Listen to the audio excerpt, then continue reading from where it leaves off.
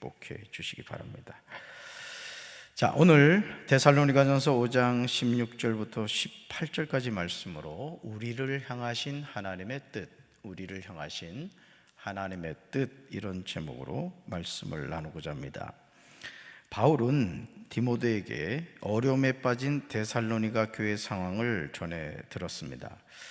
성도들의 신앙이 성장하고 있다는 소식은 매우 기뻤으나 여전히 환난과 핍박 속에서 고통당하는 교회의 현실이 안타까웠습니다.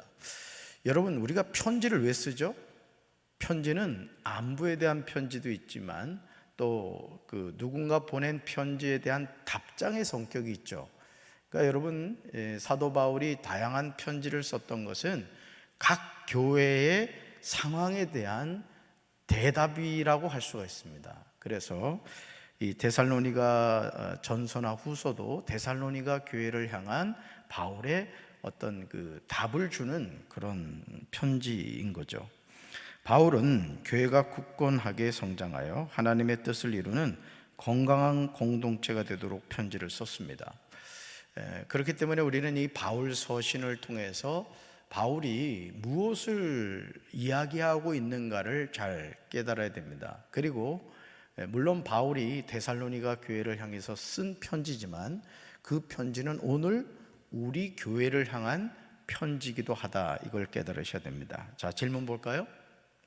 고난 중에 있는 성도는 어떻게 살아야 할까요? 첫째, 같이 읽습니다. 항상 기뻐해야 합니다. 아멘.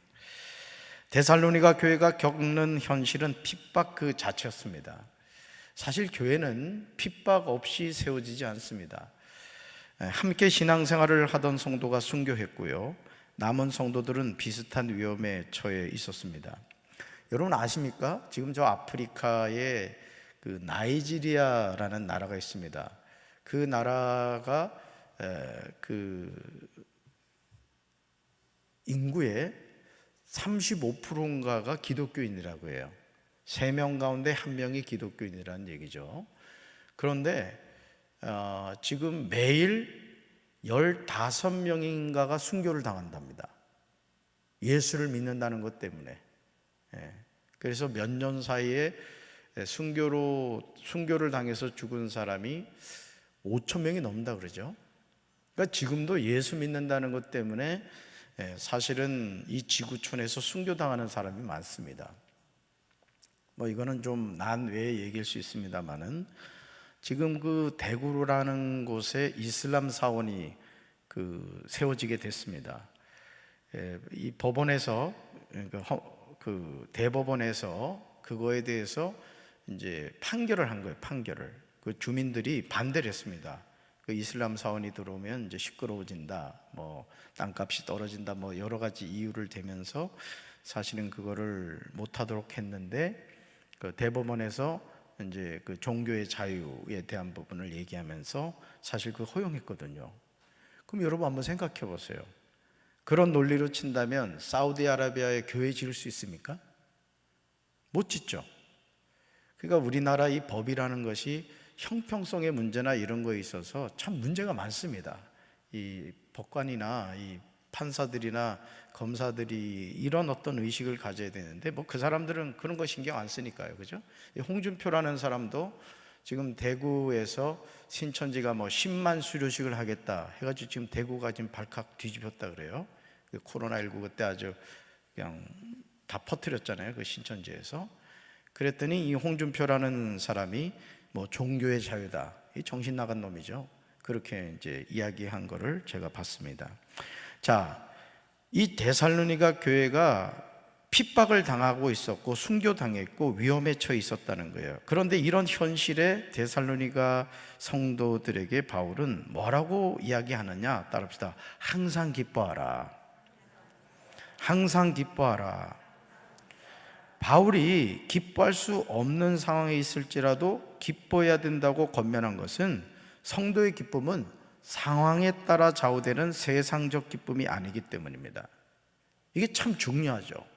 그런데 우리가 이 기쁨이라는 것에 대해서 집사님 기뻐하십시오, 감사하십시오 하면은 목사님 기뻐할 일이 제가 뭐가 있어요?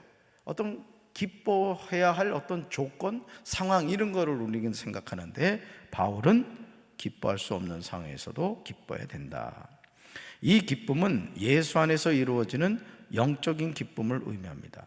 바울 자신도 숱한 생명의 위협 속에서 슬픔과 고통을 겪었지만 이를 극복하며 기뻐했습니다. 기억나시죠? 빌립보 감옥에서 갇혀가지고 매를 맞고 막 고통 가운데 있었잖아요. 그런데 그 감옥에서 바울과 실라가 뭐 했죠? 하나님을 찬양하며 기도했습니다. 아마 간수들이 볼 때, 죄수들이 볼 때 정신 나간 사람이라고 했을 겁니다. 왜 기뻐할 수 있었을까? 왜 찬송하고 기도할 수 있었을까? 그것은 영적인 기쁨의 의미를 알았기 때문이죠. 자, 이것은 바울의 일관된 권면입니다. 저는 우리 사랑하는 성도 여러분들도 어떤 조건적인 기쁨이 아니라 영적인 기쁨을 알고 그 기쁨을 늘 누리며 살게 되기를 주님의 이름으로 축원합니다. 하나님에 대한 신뢰가 있다면 어떠한 상황에서도 평온하며 기뻐할 수 있죠. 이런 기쁨 가운데 깊은 영적 만족을 누릴 수 있다는 겁니다. 그러니까 여러분, 우리 예수 믿는 사람은 항상 이 기쁨, 이 영적 기쁨을 알아야 돼요.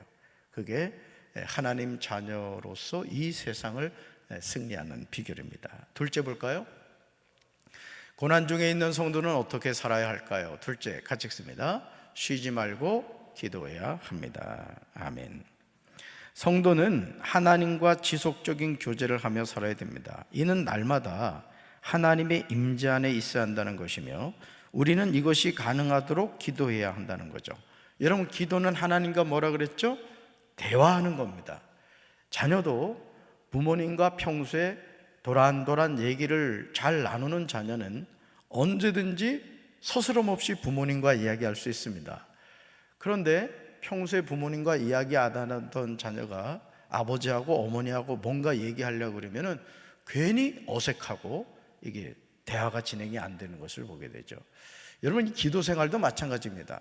기도 생활도 평소에 주님과 자꾸 이야기를 하셔야 돼요. 드론드론 이야기하면서, 설거지하면서도, 청소하면서도 그냥 이야기하는 거예요. 하나님, 오늘 기분이 너무너무 좋았어요. 이런 일이 있었어요.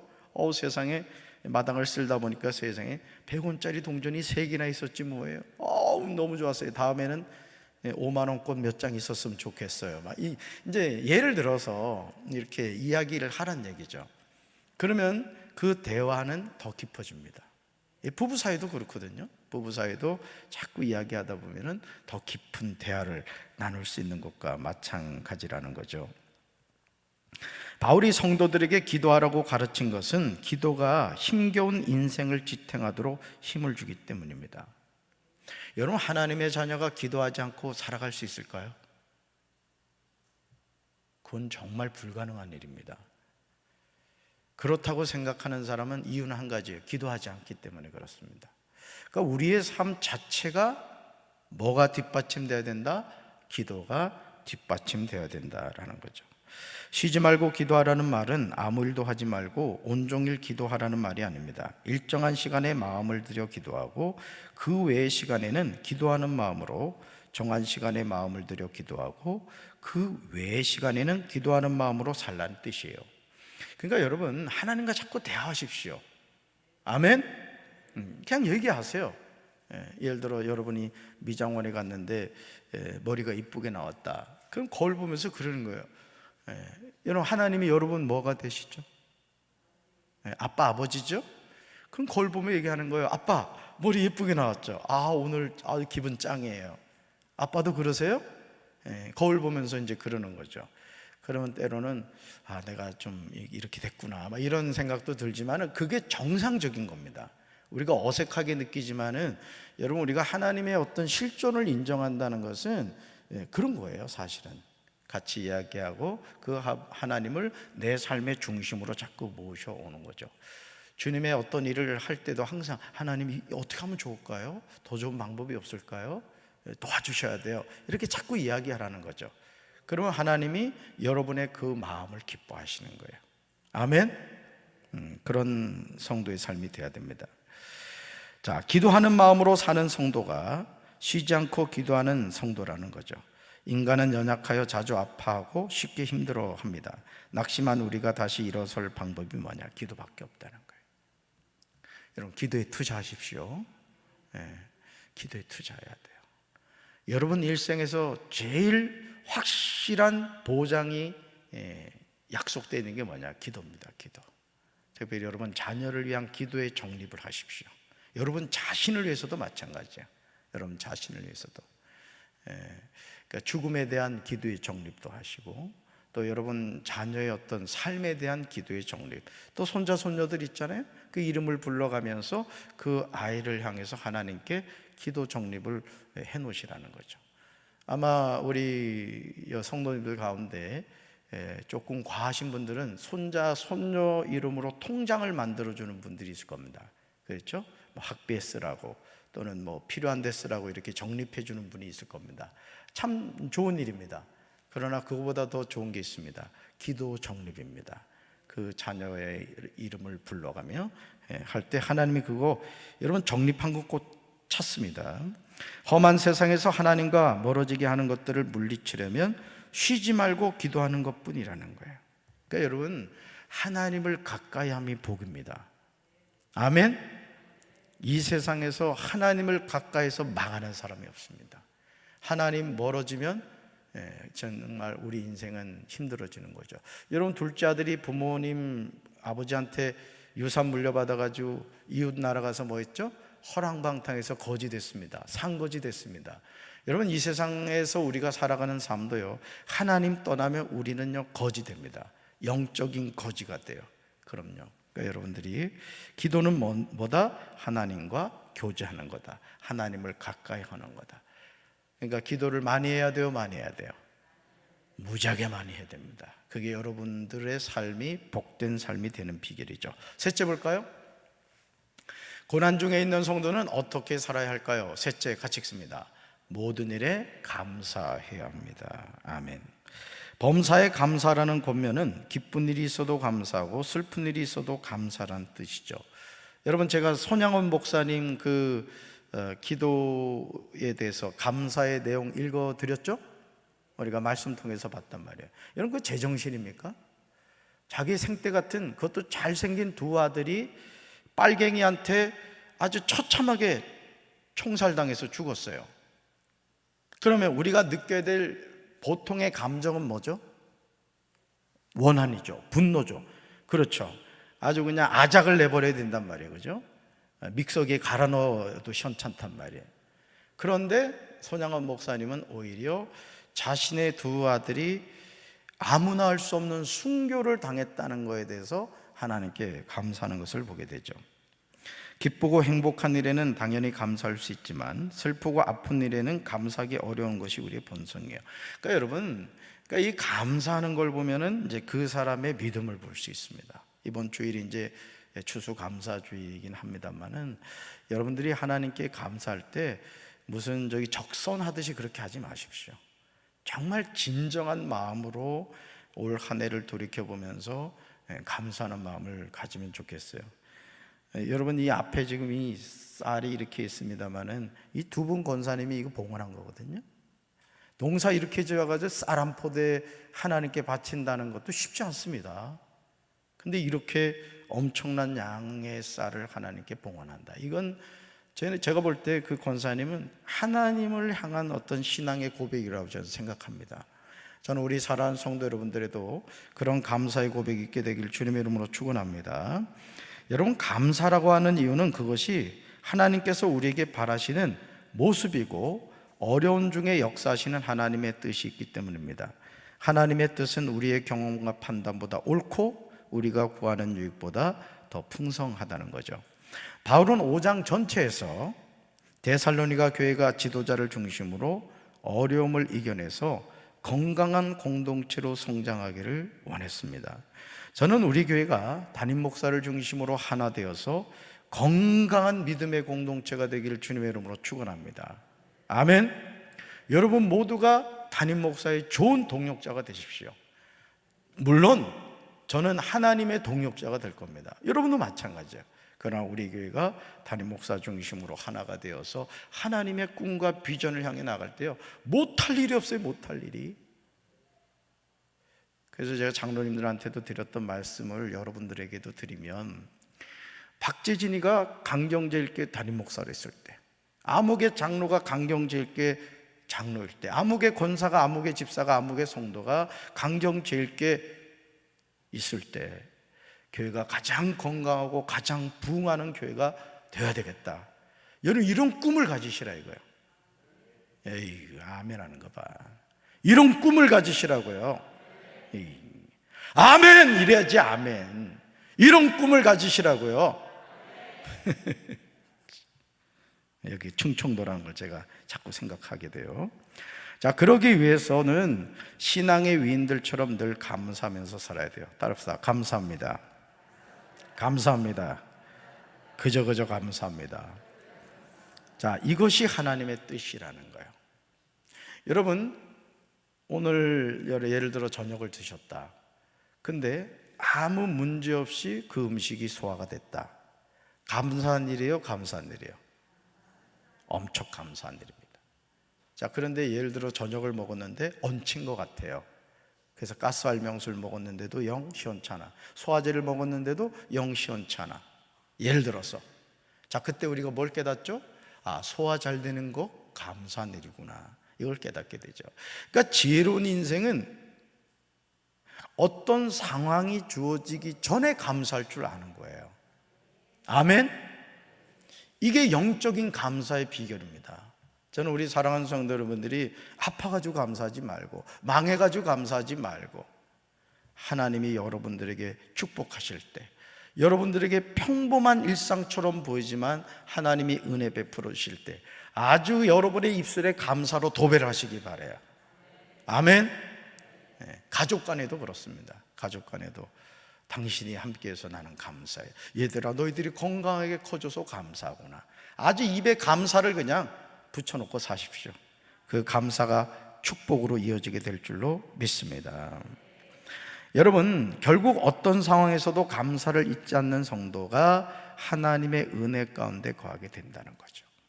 바울은 어려움 속에 있는 데살로니가 성도들에게 항상 기뻐하고 쉬지 말고 기도하고 범사에 감사하라고 간곡하게 권면했습니다.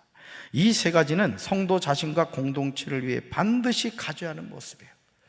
그래서 여러분, 교회가 부흥하려면은 여러분이 이 얼굴이 항상 감사로 가득 차 있어야 돼. 또 기뻐해야 돼. 기뻐해야 돼. 그래서 영 자신이 없는 사람은 그 하회탈 있거든요. 그 하회탈은 항상 웃고 있어. 그러니까 자신이 없는 분들은 그걸 쓰고 주일날 오세요. 그러다 보면 여러분 얼굴이 딱 찍힙니다. 하회탈로. 그래서 이렇게 다 돼 있지. 그러니까 여러분, 우리가 그러니까 그것이 이미지 관리라고 하죠. 이미지 관리라고 하는데, 우리가 하나님의 자녀로 그런 이미지 관리가 중요해요. 또 기도하고 기뻐하면서 범사에 감사하면 누구든지 예수 그리스도의 품 안에 머물고 놀라운 하나님의 뜻을 이룹니다. 여러분, 성경에서 우리에게 하나님의 뜻이 무엇이냐 이렇게 보물찾기 하듯이 숨겨놓는 내용들이 많습니다. 오늘 데살로니가 전서 5장 16절로 18절에 하나님의 뜻이 나오죠. 그게 뭐예요? 첫째, 항상 기뻐하라. 따라하세요. 항상 기뻐하라. 쉬지 말고 기도하라. 범사에 감사하라. 아멘. 이게 하나님의 뜻입니다. 자, 말씀 행하기 묵상 질문 봅니다. 힘든 상황에서도 기뻐한 경험이 있습니까? 라요. 16절 읽습니다. 16절. 항상 기뻐하라. 네. 여러분, 참된 기쁨의 고백은 언제 나타날 수 있느냐? 힘든 상황에서 그렇다는 거예요. 힘든 상황에서. 이 선수들 가운데서도요, 정말 열심히 어떤 경기를 준비했는데 그 경기에서 이렇게 넘어지거나, 또 예를 들어 쇼트트랙을 하는데 나는 똑바로 가는데 괜히 다른 선수가 와가지고 그냥 나를 그냥 저기 해가지고 넘어져서 이렇게 되는 경우가 있습니다. 물론 그 선수에 대해서 호불호가 있습니다만은 이번에 그 심석희 선수가 2관왕 했죠. 그 쇼트트랙에서 2관왕을 했습니다. 여러 가지 참 저기가 많이 있었습니다만은, 제가 볼 땐 참 대단한 선수라고 생각을 해요.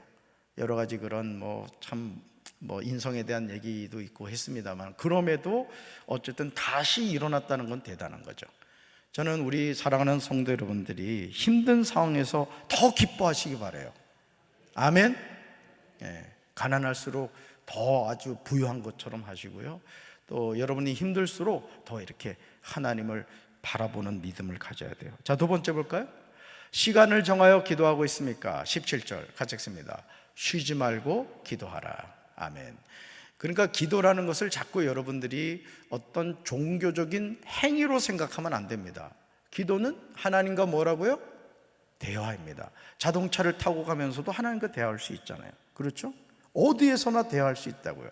그것이 참된 기도라는 거예요. 그런 기도가 여러분의 삶에 회복되면, 예를 들어 대표 기도를 할 때도 여러분들이 자연스럽게 그 하나님을 찾을 수가 있는 거예요. 아멘. 자, 세 번째 볼까요? 하나님을 신뢰하며 모든 일에 감사를 드립니까? 라는 거예요. 18절 읽습니다. 같이 읽어요. 범사에 감사라. 이것이 그리스도 예수 안에서 너희를 향하신 하나님의 뜻이니라. 아멘. 모든 일에 감사할 수 있다는 게 뭘까요? 하나님에 대한 신뢰에서 온다는 거예요. 신뢰에서. 그리 아니하실지라도 감사합니다. 하나님이 이루어 주실 것을 기대하며 감사하는 거예요.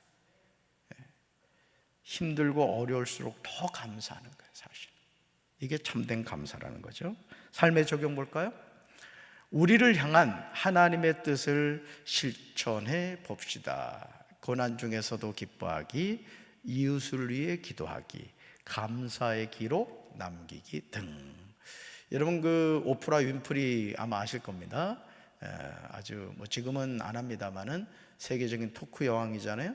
그 오프라 윈프리가 참 어린 시절 상상할 수 없는 그런 험악한 삶을 살았습니다. 그런데 그 오프라 윈프리가 그 감사 노트라는 걸 썼다고 그러죠. 하루에 10가지씩 감사의 내용을 썼대요. 그 처음에는 그냥 상투적인 그런 감사의 내용을 썼겠죠. 근데 어느 순간 그 감사가 점점 깊어졌다고 그래요.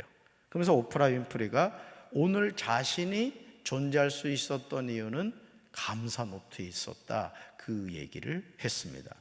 저는 우리 사랑하는 성도 여러분들도 받은 복을 세워보라. 정말 하나님이 나에게 베풀어 주신 그 은혜를 여러분이 한번 써보세요. 그리고 하나님께 감사할 수 있게 되시기를 주님의 이름으로 축원합니다. 우리